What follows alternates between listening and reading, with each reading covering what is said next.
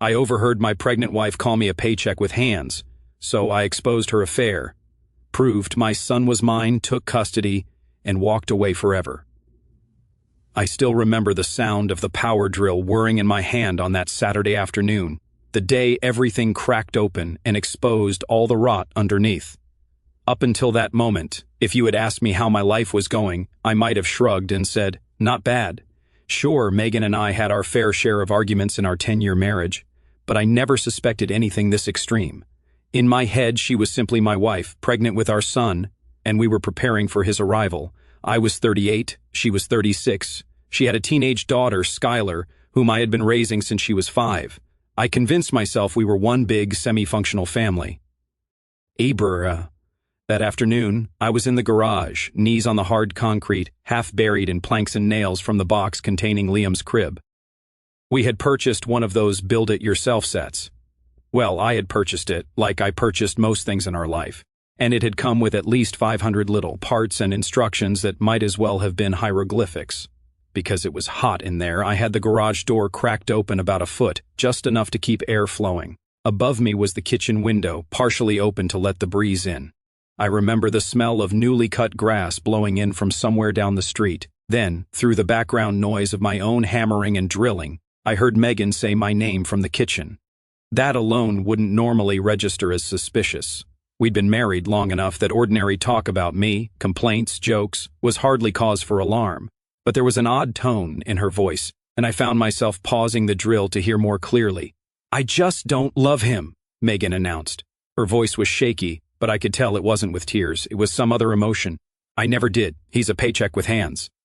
Inside my head, the sentence reverberated like a gunshot in a closed room. A paycheck with hands. And the worst part wasn't just that Megan said it. It was that Bernice, her mother, responded with a calm, almost indifferent murmur of agreement. Like they'd discussed this many times before. Like it was common knowledge.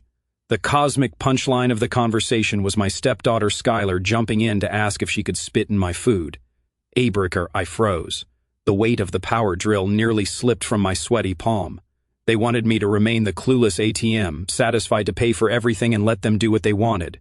Worst of all, the baby, my baby, due in 3 weeks, was apparently part of some scheme to secure more money, more leverage, more everything. In their plan, once the baby was born, they'd get custody if I broke down or tried to leave. That was the gist of the conversation. I swallowed the lump in my throat, forced my trembling fingers back around the drill, and resumed building the crib. I didn't trust myself to walk in there. I was furious. But I also wanted more. More information, more context, more time to plan what I'd do next. It felt like betrayal, so deep it seared straight through my spine, leaving me numb and on fire at the same time. That was the beginning, though. Truly, if I'm being honest, the real beginning must have come long before. Now looking back, I can see how I missed all the signs, the separate bank accounts Megan insisted upon, the nights she claimed to be working late only for me to find receipts for fancy dinners days later, her mother's constant digs about how I needed to pick up more shifts or angle for a promotion.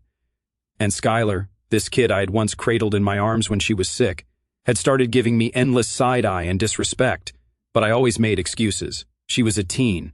That's just how kids behave, and on and on. Still, to my own shame, I never saw how deep it ran until I caught their words spilling from the kitchen window. I played the beautiful husband longer than I should have. That same evening, when Megan came out to see how the crib was progressing, she gave me this plastic smile and asked if I'd eat a sandwich she'd made. My stomach lurched. I remembered Skylar talking about spitting in my food, so I politely declined, forced a smile, and locked myself in the bathroom to hyperventilate in private. My reflection in the mirror was sweaty, upset, eyes red with disbelief. I had never felt so humiliated. But humiliation can lead to a certain kind of clarity, and I used that clarity to start planning. This time, though, my planning wasn't about building a nursery or investing in the 529 plan for Skylar's future. No, I started planning my exit strategy, as well as how to confirm everything, the child's paternity, Megan's fidelity or lack thereof, and exactly how I could corner them so they couldn't weaponize Liam against me once he was born. My first step was scheduling a consultation with a PI. At first, I wondered if I was overreacting, but the anger and heartbreak propelled me forward. I found a local private investigator named Torres, a quiet, middle-aged woman with a sharp gaze who specialized in marital disputes and custody battles. It felt surreal to be handing over both money and details of my personal life to a complete stranger, but I was desperate for answers and leverage. "Aberg, please," I told her, voice trembling, "just find out what's really going on. If she's cheating, I want proof. And if the baby's not mine, if there's some reason to doubt that, I need to know. I can't go on like this." Brusa Torres almost smirked, not in cruelty, but in that weary, "I've seen it all" way. "We'll find out," she said. "Give me what you know, addresses, phone numbers, her mother's routine, your stepdaughter's routine, whatever you have." A few days later, I was given a chance to get out of the house under some pretext and meet Torres in a diner on the other side of town. She slid a small folder across the booth. My heart hammering, I opened it to see grainy, time-stamped photos. Megan meeting a man in a parking lot. At first, the pictures weren't too incriminating. They could have been hugging. But as the sequence continued, the images escalated, focusing on Megan's body angles. She was definitely engaged in an explicit act with that man. I clenched my jaw so hard I thought my teeth might shatter. She had her teenage daughter waiting at a nearby cafe, Torres added, an edge to her voice. "Your wife spent at least 15 minutes out in that back area near the dumpsters with this John Doe. My guess is it's not the first time." "Aberg." I forced myself to look again at the photos. Megan's head was lowered. Her hand braced on this guy's belt, and the outline of what she was doing was graphic enough that my stomach lurched. A wave of nausea swept through me. Despite everything I'd overheard, part of me, maybe out of sheer stupidity, wanted to believe she was playing me for money but at least carrying my child, that perhaps she wasn't physically unfaithful. I guess I was naive to think so. Torres tapped the folder. "I'll keep recording. If you want video, I can get that too. But this is more than enough to prove infidelity." "Bray and the baby," I croaked. "Breher, I need to know once he's born," she said quietly. "You can do a DNA test as soon as possible, but I'll keep the camera rolling. You might get more context about who the father is in case it's that guy or someone else." I left the diner feeling a knot of hatred and adrenaline in my chest, so tight I could hardly breathe. Megan had her side fling, performing sordid acts in some filthy parking lot, while Skylar calmly sipped iced coffee in a cafe next door, apparently complicit because she never breathed a word to me. Then they'd both come home and flash me these innocent eyes as though everything was fine. Now I understood. I was the paycheck, the father figure to fill in the gaps, the gullible stooge. I tried not to lose my mind that night. I came home forced to smile at Megan, who was in the living room rubbing her nearly full-term belly, and asked about her day. She gave some bland answer about meeting a friend for lunch. When I pressed for details, she said the friend's name was Linda. I swallowed back the urge to confront her on the spot, not wanting to tip my hand before I had everything in place. Skylar sat in the corner tapping on her phone. She gave me this once-over, a sneer twisting her mouth. "I'm starving," she said coldly. "You're picking up takeout tonight, right?" Even though I was seething inside, I said, "Sure, Thai or burgers?" She shrugged one shoulder, deliberately dismissive. "Whatever's expensive." I just stared at her. Once, long ago, she was the kid who'd excitedly asked me to push her on the swings. Now she was practically mocking me, bragging about how she wanted me to spend more money. And the worst part was I'd do it because I was stuck. The baby was coming, and I needed to organize my approach carefully if I wanted legal leverage. When Liam arrived, it was under a swirl of chaos. Megan went into labor nearly 3 weeks early. She woke me up at 3 in the morning in tears, saying her water broke. Of course, I drove her to the hospital. For all my hatred, I still cared about that child. My child, as far as I was concerned. And in the hospital, for those fleeting minutes, I almost forgot my anger. The swirl of doctors, the beep of monitors, my wife's ragged breathing. Then there he was, a squirming, crying little boy with a shock of dark hair. The nurse placed him in my arms, and I felt my chest tighten in a mix of awe, love, and a lingering threat of bitterness about all that had been going on behind my back. Megan's mother and Skylar appeared at the hospital within hours. They cooed over the baby while I pretty much stood guard. It might have looked like fatherly affection, but the truth was, I didn't want them hustling Liam away for their own manipulations. My cynicism disgusted me, but after what I'd seen, I had no illusions left. Bernice cornered me in the hallway while Megan dozed in her recovery room. She adjusted the collar of her sweater in that prim way older women do and said softly, "You'll take good care of your family now that the baby's here, right?" Rubber. I tried not to laugh in her face. "Of course," I said. "I'm only a paycheck with hands after all." She frowned, clearly caught by surprise that I dared to reference it so directly. For an instant, her facade of gentle grandmother cracked. She looked furious, then tried to hide it. "That was just talk," she said. Megan was emotional. "We all say things we don't mean." "Right," I said, not bothering to hide the sarcasm.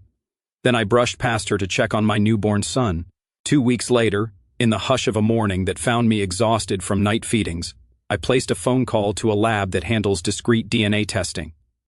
I walked around on eggshells, waiting for Megan or Bernice or Skylar to overhear me, but they were out at the store, so they claimed. Either way, they weren't in the house. The lab said a test could be done quickly with either a cheek swab from me and the baby or some other method if Megan objected. But I knew Megan wouldn't find out. I had ways to gather what I needed.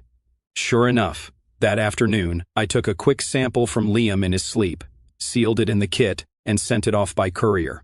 My heart clenched at the idea of not being his father. Yes, I despised Megan for everything she'd done, but that baby had become my reason for staying afloat. If he wasn't mine, I wasn't sure how I'd react. Meanwhile, Torres kept collecting evidence. She captured more footage, making the house with the baby once, meeting the same man in a different location. This time they had an argument, and though the audio was poor, it seemed like she was pressuring him about money.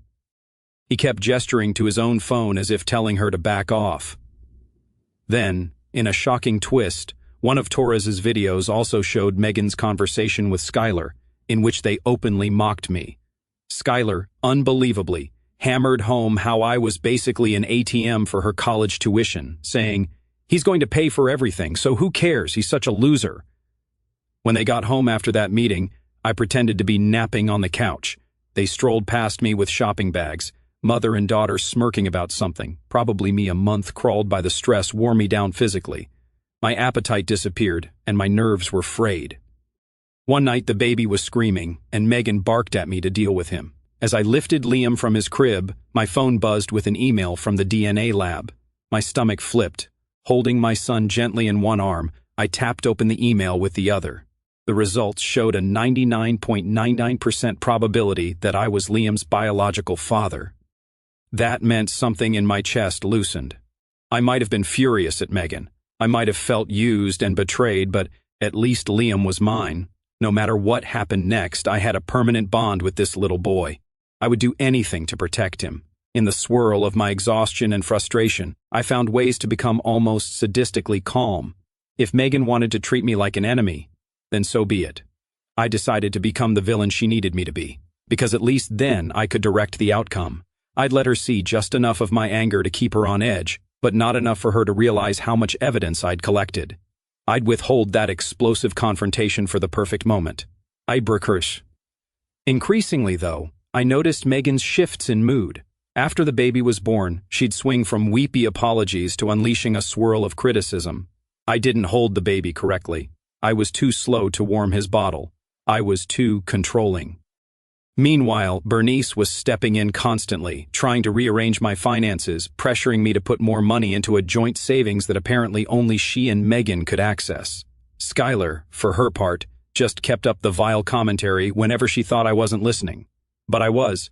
I was always listening now, thanks to some discreet recorders I'd hidden around the house. I caught everything. Skylar telling her friend on a phone call that I was a total scumbag, but that her mom needed my paycheck because we can't afford anything otherwise. The kid was 15, but she spoke about me like she was some jaded 40-year-old gangster. My hate for her was rising in me like bile, a shameful feeling because I'd once carried her on my shoulders to watch fireworks.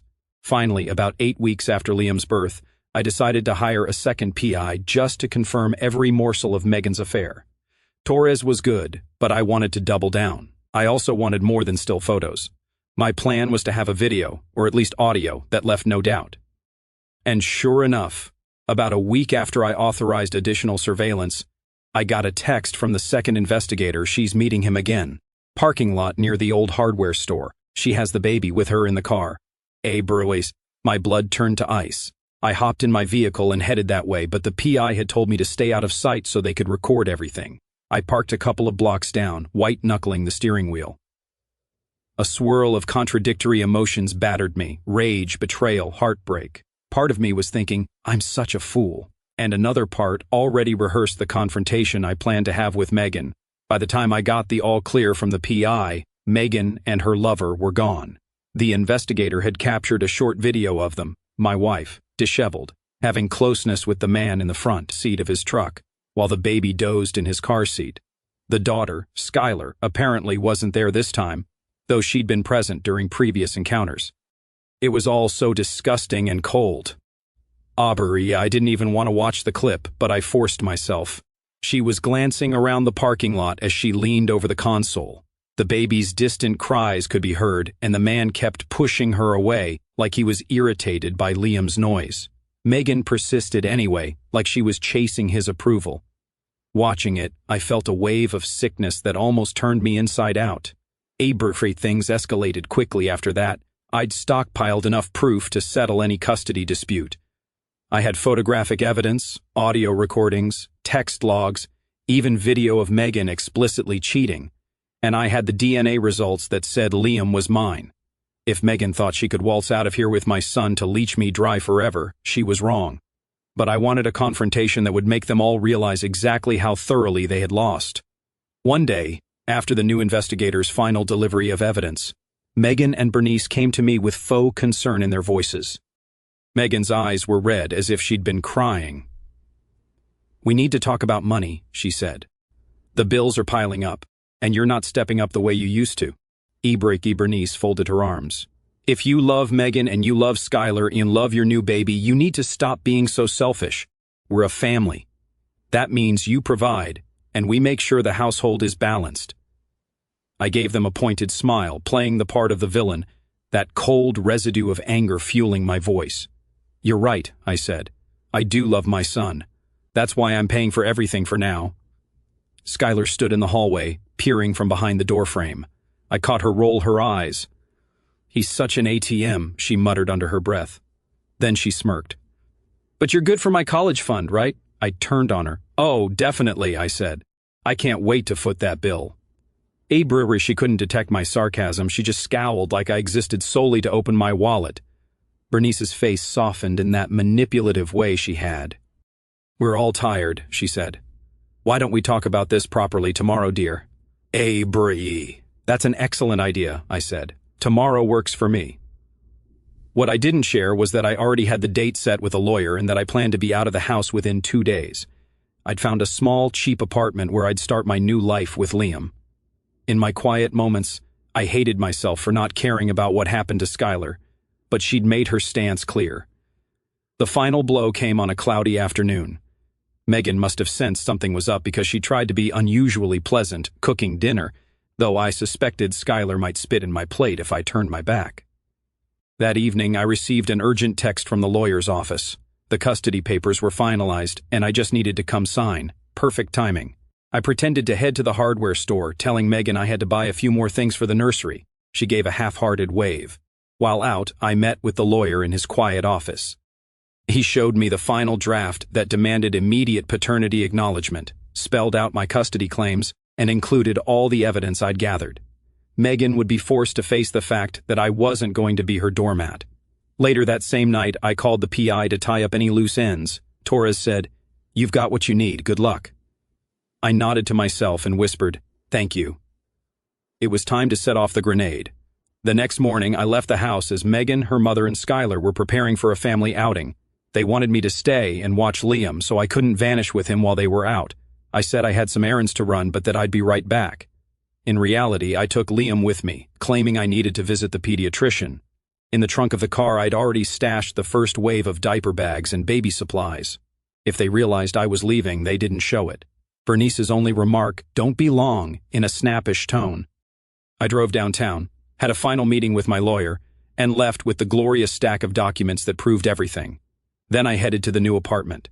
My plan was, once I got Liam settled, I'd text Megan a single clip from the PI's footage, the one that showed her in the parking lot with her lover. Let that sink in. Then I'd turn off my phone for a day, let them panic. Sure enough, as soon as I sent the clip, the phone buzzed with repeated calls. I let it ring. I took Liam out of his car seat, set him gently in the portable crib, and tried to calm myself. My heart pounded. I was free, or at least on the path to freedom. I powered off the phone, turned on some background music to drown out the echoing quiet, and fed Liam a bottle. He blinked at me. Innocent, safe, all mine. I didn't turn my phone back on until the next day. There were over 100 missed calls, mostly from Megan. Text messages from Bernice threatened me, calling me a kidnapper. A few scattered texts from unknown numbers, probably her friends, telling me to man up. The rest were from Megan, cycling through fury, confusion, pleas, and, bizarrely enough, claims that she'd do anything to fix this. Not a single mention of her affair or the possibility that I might have discovered it. Denial is a powerful drug. What happened next was fairly predictable. Megan and Bernice arrived at my apartment by mid-afternoon. They must have tracked me, by the car or some other means. The buzzer rang, and I considered not answering, but I was itching for a confrontation. So, I opened the door slightly, just enough to see Megan's puffy red-rimmed eyes and Bernice's stony face. Behind them was Skylar, arms folded, glare locked on me like I was a piece of trash. Megan's voice quivered. Please let us in, we just want to talk. I glanced at Liam, who was napping in a bassinet near the couch, then let them step inside. I stayed in front of them, arms crossed, carefully distant from the baby. Bernice started in first. We've been worried sick. You can't just disappear with Liam. That's not how this works. I gave her a cold stare. Actually, I spoke to a lawyer. That's exactly how it works when the mother is cheating and planning to use me just for money, and especially when we have proof of that cheating, plus admissions of how you think I'm basically an ATM. Megan's face crumpled. I never meant those things, she said. Please, you have to believe me. Everything I said, I was just emotional, and the parking lot, that was a mistake. You have no idea the pressure I've been under. None of that changes the fact I love you, and I love our baby. Sure, I said, not budging. You love me so much you told your mother you'd get custody once I broke. And you love me so much you had no trouble stepping out of the marriage, lying about working late, ordering baby items to stash at Bernice's house, and meeting some guy for cheap acts in public. Meanwhile, your daughter here, I nodded at Skylar, was complicit. Skylar rolled her eyes. Can we just skip the drama? I don't give a crap. I'm not a toddler. I know what's going on. You pay for stuff and we live our lives. That's how it's always been. My nostrils flared. Say that again, I said softly. She glared. You heard me. You're a walking paycheck. Get over it. Megan turned to her, eyes wide with anger or shame. Maybe both. Skylar, shut up. Then she turned back to me, batting tears from her eyes. She's just upset. She's a kid. Don't hold that against her. I shrugged. Too late. Skylar snorted. Whatever, Dad. Or stepdad or whoever you are. At least you'll pay for my college before you run off. I let out a bitter laugh. Is that all you think I'm good for? Skylar lifted her chin. Seriously, you think you can just ditch me? Fine. I don't need your presence, just your money. If that means sucking up to you or hooking Mom up with you, so be it. Megan began to sob. Stop it, she hissed at her daughter. He's about to leave us, and you're not helping. Bernice tried to intervene, stepping closer, voice trembling with a forced calm. Look, let's settle this sensibly. We can come to an arrangement. Your name is on the mortgage, correct? You wouldn't abandon us. That would be financial suicide. Maybe we can act like adults. I smirked. That's rich, coming from someone who helped hatch a plan to keep me around as a wallet. Don't you realize I have all the recordings? The big question is, why would I pay for anything else when you all told me in your own words that you never loved me? Megan sank to her knees, tears streaming. I was an idiot, okay? I was so scared about money and about losing my freedom after having another baby. I needed reassurance. And yes, I did cheat. It was just once, or maybe twice, but it never meant anything. You're the father of my child. We can get past this. You never loved me, I reminded her. Even if you say it now, do you really think I believe you? But you love Liam, she pleaded. He needs me. He needs you too. He needs both parents. We can still fix this. My fury peaked. Did you ever consider that before you went behind my back having closeness in parking lots and bragged about how I'm worthless except for a paycheck? Megan couldn't respond. She just wept. Bernice hovered behind her, jaw set. You need to let us see the baby, she hissed. You're taking advantage of the fact that Megan just gave birth, she's vulnerable, and you're using it against her. You have no idea how vulnerable I felt these past months hearing you all degrade me, I said. I pointed toward the door. We're done. My lawyer will be in contact with you because, in case you missed it, I did a test. Liam is my son, so you'll be hearing from me about custody. We'll set up times for you to see him if the court allows it. Megan looked desperate, leaning in. You can't take him away from me. Abra, watch me, I said, grabbing the handle of the door. Now get out. Bernice's head snapped up. No, we won't leave without him. Shirbrigi Skylar, furious, turned on me. You're such a scumbag. You're worthless. Mom never loved you because you're unlovable.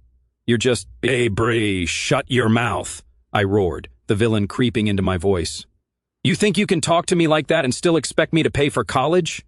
Bray tree, she jutted her chin. You will, because that's what you do. You pay, or you're a deadbeat. You think you can live with yourself if you don't?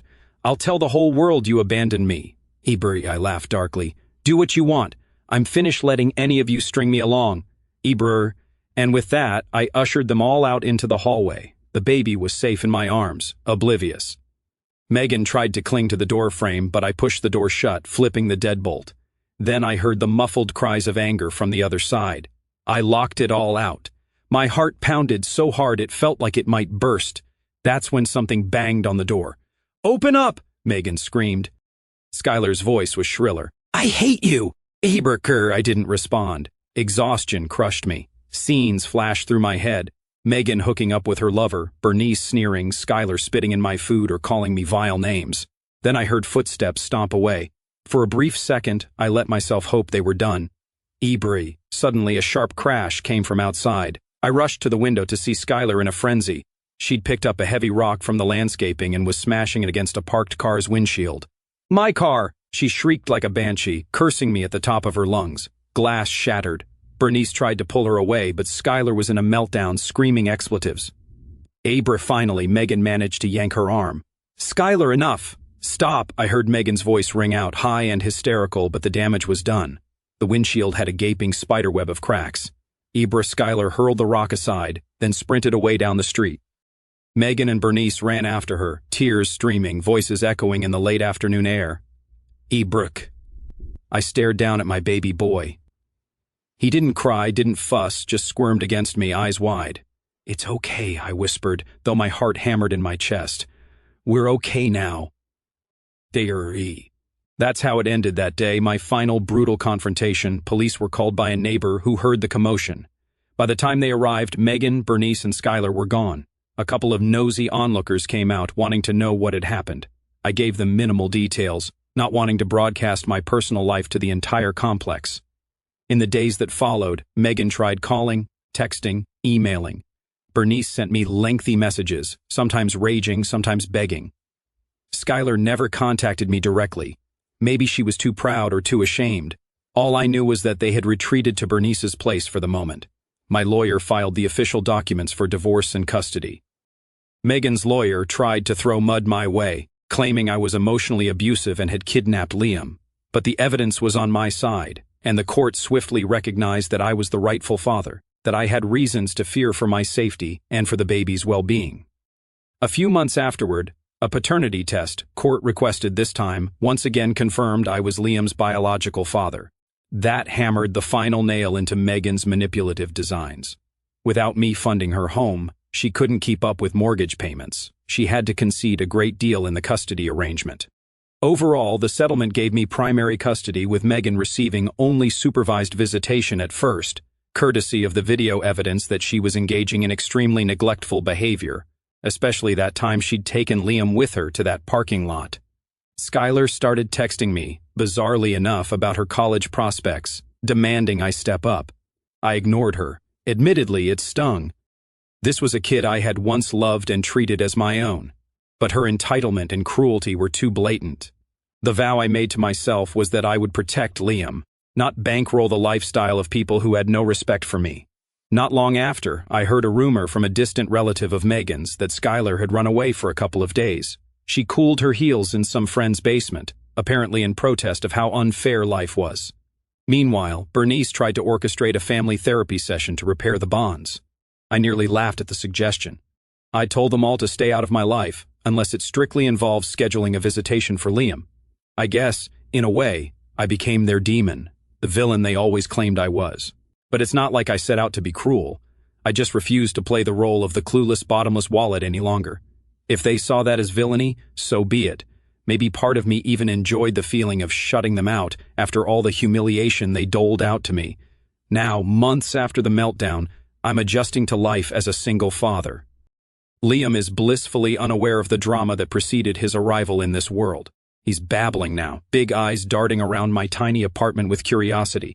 The place is modest, the walls are scuffed, the carpeting is old, but it's my home and his, and there's peace here. I feed him, change him, rock him to sleep. Sometimes I watch him drift off and think about everything that's happened. Megan's betrayal, Bernice's manipulations, Skylar's cruelty. It's like a fever dream, except it's horrifically real. 3 days ago, I had a final piece of closure. Skylar turned up alone at my doorstep. She must have taken a bus or walked the miles across town. I doubt Bernice or Megan was with her because none of them texted me to warn me she was coming. I opened the apartment door, and there she was, tears streaking her face, hands trembling. "Abra, what do you want?" I asked, voice cold. Her eyes rose to meet mine. She bit her lip. "I need your help," she whispered. "Mom can't afford anything anymore, and I need college money. You promised you'd pay, right?" I stared at her for a long time, remembering her smashing my windshield, remembering that security footage of her literally spitting in my coffee, the sneers, the hateful words. Part of me wanted to slam the door in her face right there. Another part remembered that child I once carried on my shoulders. For a moment I hesitated. She must have seen it because she moved a step closer, tears starting to flow more freely. "Please," she said. "I know I'm a jerk sometimes, but you practically raised me. You said you'd always be there for me." Despite my anger, I had the ghost of a memory of her, age 8, showing me a picture she drew of our family. She used to call me Dad. Then I replayed her meltdown, the repeated line about how I was worthless but should pay for her future. I steeled myself. I'm sorry," I said. "I'm not paying for a single thing for you. You made your choice clear." I started to shut the door. She panicked, stepping forward, tears dripping off her chin. "No, wait, please," she begged. "I'm so sorry. I take it back, Dad. I was messed up. I didn't mean it. Mom told me things." I cringed at her calling me Dad, and I saw in her eyes a swirl of desperation, but I hardened my resolve. "Don't call me that," I said. "I'm not your father anymore. You need something? Go to the people you love so much you bragged about spitting in my food." She collapsed to her knees. For a second, I just stood there, grappling with the tempest of conflicting emotions. But in the end, I did exactly what my anger told me to do. I slammed the door in her face. I heard her sob once, probably banging a fist on the door. Then, a second later, the sob turned into a shriek of raw fury. I looked through the peephole to see her scramble away from the door. She stormed down the front steps, rummaging around. She snatched up a loose piece of concrete, some broken chunk of the curb or a rock, and flung it at the nearest car. Not mine, but it crashed into the windshield, leaving a huge crack. Another spree of curses spat from her mouth, tears glistening. Then she ran, sprinting down the street like a terrified animal. My neighbors would handle the aftermath. The old me would have chased after her, worried sick. But that part of me died the day I realized what she and Megan truly thought of me. Now there was only this grim resolve to protect Liam and move on. I took a deep breath, pressed my back against the closed door, and tried not to shake from the aftershock of emotions. Eventually, Liam stirred, probably awakened by the noise. I scooped him up from his crib, murmuring comforting nonsense until he relaxed against my shoulder.